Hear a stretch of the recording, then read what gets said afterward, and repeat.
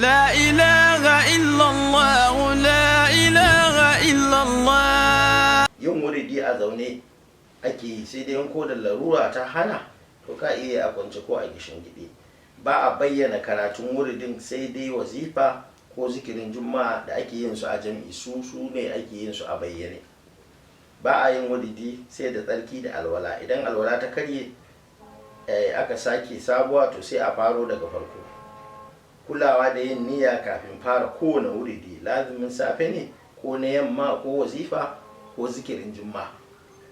Kulawa da tsarkin jiki da na tufa da na mahalli kamar yadda ake yi a sallah. Yau tsaye da zuciya ta daina yawo domin ta ringa fassara ma abin da kake karantawa. Barin yin magana a cikin wuridi daga farawa har a gama, sai dai amsa zancen mahaifa ko miji.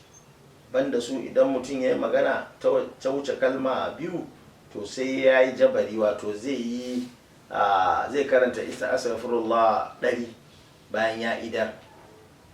Misalin kalma biyu shine kamar an zo neman ka sai ka ce gani nan, Malam Muhammadu gani nan, Malam Muhammadu gani nan, to wannan ba laifi. Wadda tinkiya za ta yi banna ka yi ishara. Kula da tinkiyar can yawa babu komai. Amma ina lazimi ne, bari in gama za mu yi magana, ka zauna ka jira ni, ka bata laziminka. Nisantar zama da makiyin shehu, Allah ya kara masa yadda, sai idan larura. Kar ka zauna da mutumin da yake zagin waliyai, so da duk mutumin da ke zagin waliyai masifa yake jawowa. In kana zaune da shi za ta fada maka.